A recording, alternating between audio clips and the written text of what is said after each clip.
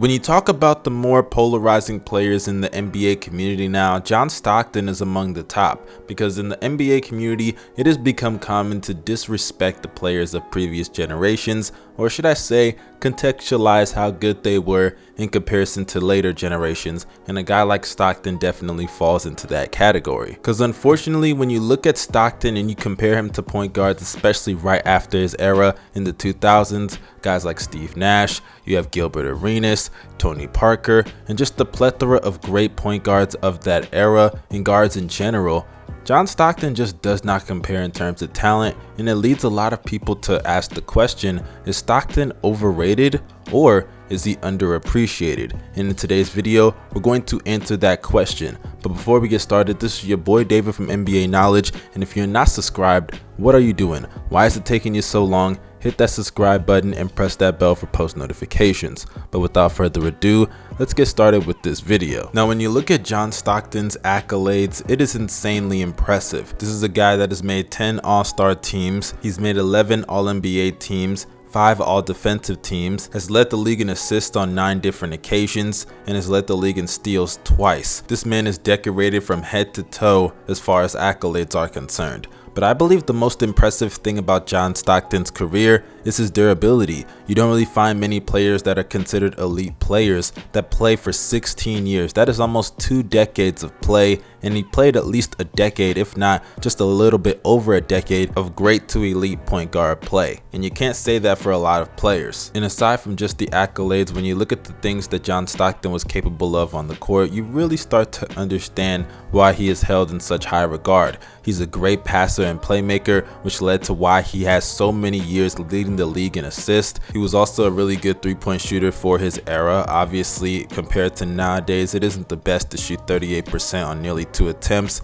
but he does have some years where he's shooting 42% and making over 1 of them, and for that era and time period, that is fairly good. And he does have a game winner in the playoffs, which was a 3-point shot as well. So it's not like he wasn't a respectable shooter. He was a pretty good shooter at that time. Combine that with the fact that he was also a really good defensive player, as he's led the league in steals on multiple occasions. He was great at anticipating passing lanes, even though his off-ball defense and on-ball defense, I'm not saying it's on par with other all-time great defenders, but he was still a pretty good defender, especially for his time. Another thing about Stockton that many people forget is the innovation that he brought to the game alongside Karl Malone, as Karl Malone and John Stockton combined with Jerry Sloan were responsible for the popularization of the pick and roll, as they would spam that almost every single play, and there was just nothing that other teams could do to stop it. You could have the pick and roll with obviously Karl Malone rolling to the basket after he sets the screen, or you could have the fact that after Karl Malone sets the screen, if they're loaded up in the paint, Malone would pop for a 15-foot jumper, and it was money every single time. They were easily one of the best duos in NBA history, even making 2 NBA finals in a row in 1997 and 1998. But unfortunately, as far as my praising of John Stockton, this is really where it ends, because when you talk about how great Stockton is,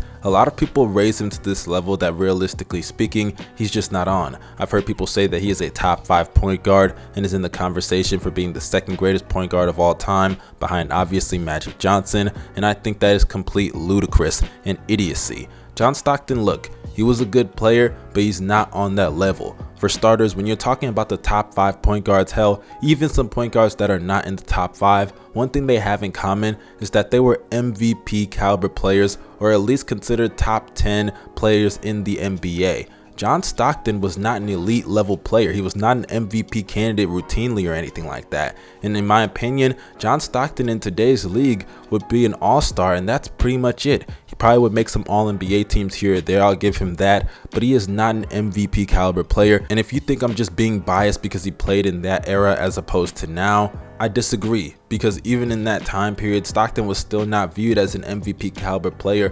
consistently. He only finished top 10 in MVP voting 1 time in his entire career. Other than that, he never was considered at all for an MVP, and let's be honest, I extended the range of being a legitimate MVP candidate to top 10 anyway, and he still only was able to do that 1 time. And if you think it's because he played alongside Karl Malone, I can somewhat see that argument, but I don't really still agree with it. You've had other players that are point guards as well, like a Russell Westbrook, still being able to finish top 5 in MVP voting alongside playing with Kevin Durant in 2016. You've had Scottie Pippen also being able to finish top 5 in MVP voting, playing alongside Michael Jordan in 1996. There are multiple years you can find of second options being able to still be considered for an MVP while playing alongside all-time great first options that they played with on the team. So John Stockton playing with Karl Malone is not an excuse for why he wasn't ever in consideration for an MVP, or at least in the conversation of being an MVP caliber player,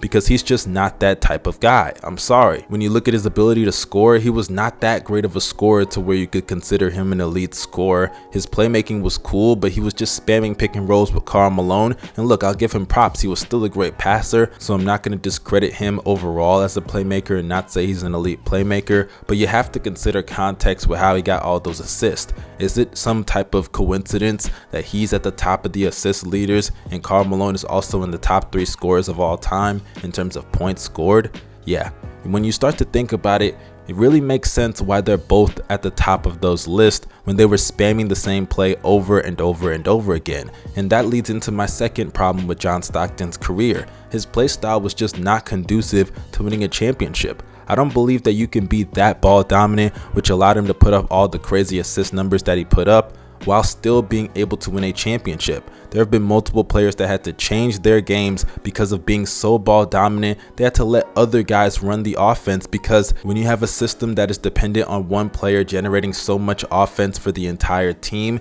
it becomes predictable, and so far in the playoffs, it always gets exposed. Players like Steve Nash, Jason Kidd, and John Stockton, they faced that issue, and it's shown as the fact that Karl Malone and John Stockton, when they play together, they have more exits in the first round than conference finals appearances. I'm not even talking about losing in the conference finals, I'm talking about just making it there. They have more times that they've lost in the first round than making it there. And as it pertains to their finals appearances, I actually think those are a little bit misleading as to how good those two were as a duo, because Karl Malone, John Stockton, great players, don't get me wrong. But let's be honest, they only made the finals because certain players got old or left the conference. You have players like Charles Barkley already teaming up with Hakeem Olajuwon and Scottie Pippen in Houston. Clyde Drexler was already done with his time in Portland. You also have the fact that David Robinson had suffered an injury, which caused the Spurs to tank for a year for Tim Duncan. And Gary Payton and Shawn Kemp, their time at the top of the Western Conference was already over. So it's no surprise that it took all of that to happen for them to just make the NBA Finals. And what happened when they made the finals? They kept playing the exact same way and they lost. You can look at the 1998 NBA Finals when they got there and obviously faced the Chicago Bulls led by Michael Jordan. And you may be saying, oh look, it's Michael Jordan.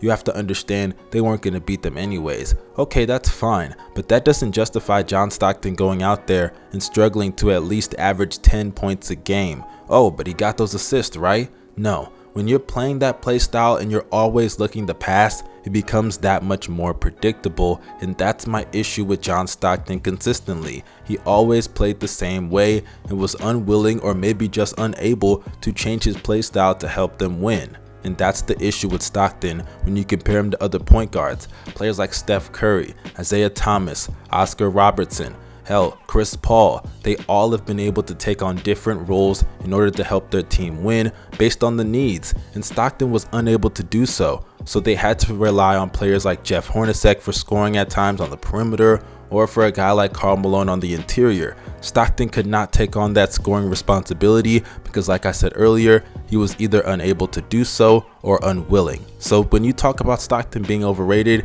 yeah, he is overrated. Is he underappreciated? I don't believe so, because if anything, people give him too much credit for the evolution of point guards, and considering that a guy like Isaiah Thomas doesn't get enough credit, yeah, I'll leave you guys with that. But that's just my opinion, you guys. If you disagree, let me know down below in the comment section. I'll interact with as many people as possible. It's your boy David from NBA Knowledge. Subscribe to the channel and hit the bell for post notifications. I'm out. Y'all have a blessed day. Peace.